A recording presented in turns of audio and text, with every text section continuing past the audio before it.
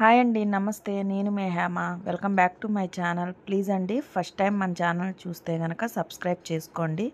ఈరోజు నేను దొండకాయ ఉల్లికారం ఎలా చేయాలో చూపిస్తానండి. వేడి వేడి అన్నంలోకి ఇది వేసుకొని తింటే కమ్మగా ఉంటుందండి. కడుపు నిండా అన్నం తింటారు. ఓకేనండి, వచ్చేసేయండి, మరి చూపిస్తాను. ముందుగా కళాయి పెట్టుకొని ఆయిల్ పోసుకోవాలి. ఆయిల్ పోసుకొని ఆయిల్ హీట్ ఎక్కిన తర్వాత కొంచెం మెంతులు, జీలకర్ర 2 స్పూన్లు వేసుకోండి. జీలకర్ర అలాగే ధనియాలు లో ఫ్లేమ్లో వేయించుకోండి. ఇవి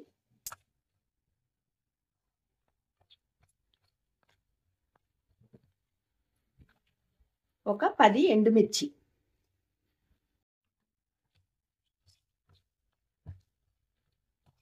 ఇక్కడ వేపుకోవాలి.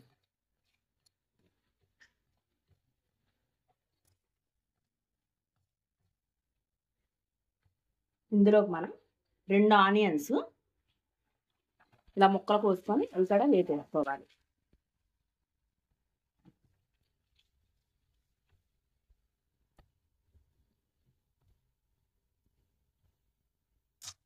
ఆనియన్ మెత్తపడాలి, ఎక్కువ వేగవసరం లేదు.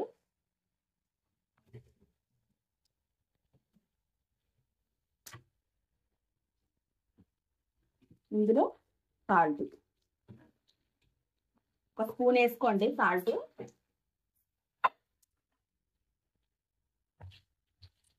లో ఫ్లేమ్ మీద ఉల్లిపాయ అది మగ్గాలి.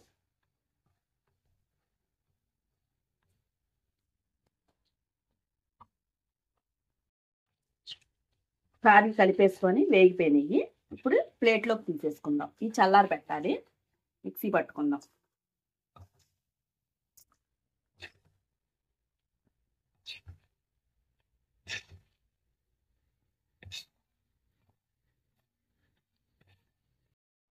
ఇందులోకి ఇప్పుడు దొండకాయలు మగ్గ పెడతాకే ఆయిల్ పోసుకోవాలి.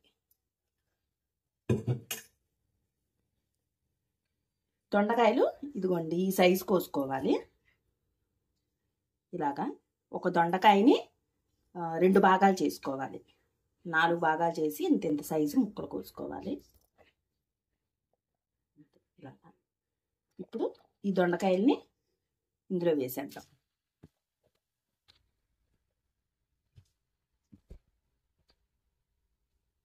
నేను 1/2 కేజీ దొండకాయలు తీసుకున్నాను.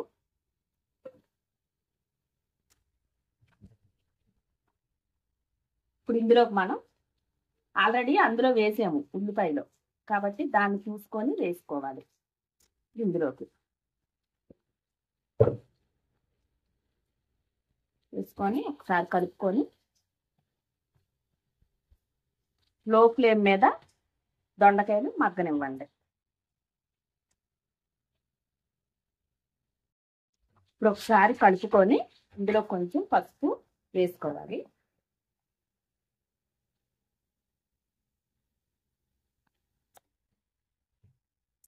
వేసుకొని ఒకసారి కలిపేసుకొని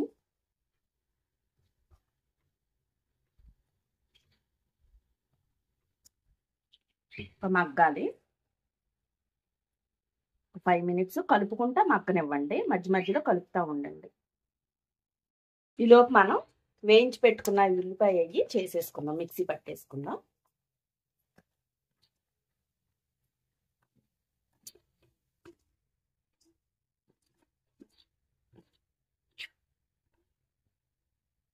వేసేసుకొని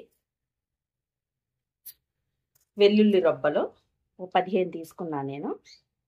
ఇవి కూడా వేసేసుకొని ఇంకా మనం ఉప్పు ఏమి యాడ్ చేయవసరం, ఆల్రెడీ ఇందులో సాల్ట్ వేసాం, దొండకాయలు వేసాం కాబట్టి సరిపోకపోతే తర్వాత అడ్జస్ట్ చేసుకుందాము. ఇప్పుడు ఇది మనం మిక్సీ వేసేసుకుందాము. ఇప్పుడు ఇలా సరిపోయిద్దండి. కచ్చాపచ్చా చేసుకుంటే చాలు. మిక్సీ ఇదండి చాలు. ఇలాగా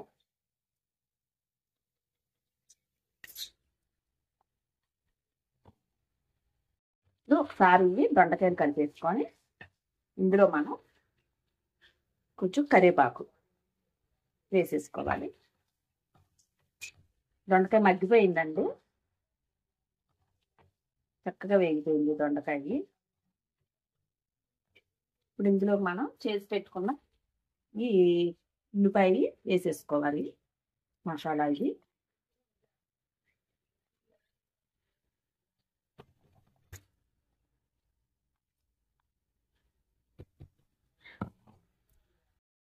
వేసుకున్న తర్వాత ఒకసారి ఇవి కలిపేసుకుంటాం.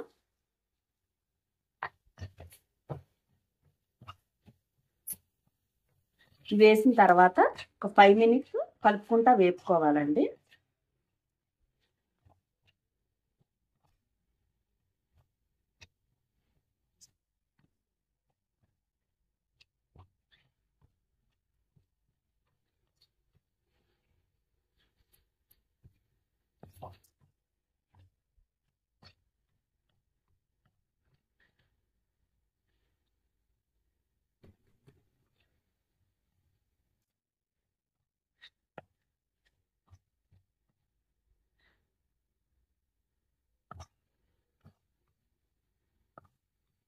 మనకి కూరలోకి అంటే కొంచెం కలిసేటట్టు గ్రేవీ కింద అయితే కనుక ఈ టైంలోనే ఇప్పుడు మనం కొంచెం చింతపండు పులుసు అంటే నిమ్మకాయ సైజు, ఈ కూర క్వాంటిటీ బట్టి నేను చెప్తున్నాను. చిన్న సైజు నిమ్మకాయ సైజు చింతపండు నానబెట్టుకొని కొంచెం పులుసు పోసుకొని కొంచెం వాటర్ యాడ్ చేసుకొని ఉడకనివ్వండి. లేదు ఇలా అక్కడ బాగుంటుంది, అలాగా బాగుంటుంది, మీకు ఎలా కావాలంటే అలాగా చేసుకోవచ్చు. ఒకవేళ అలా చేయాలంటే కనుక ఇది వేసిన తర్వాత కలిపేసి ఆ పులుసు వేసుకోవాలి. లేదంటే కనుక ఇలాగే ఒక 5 మినిట్స్ కలుపుకుంటా వేపుకోండి, చాలా బాగుంటుంది.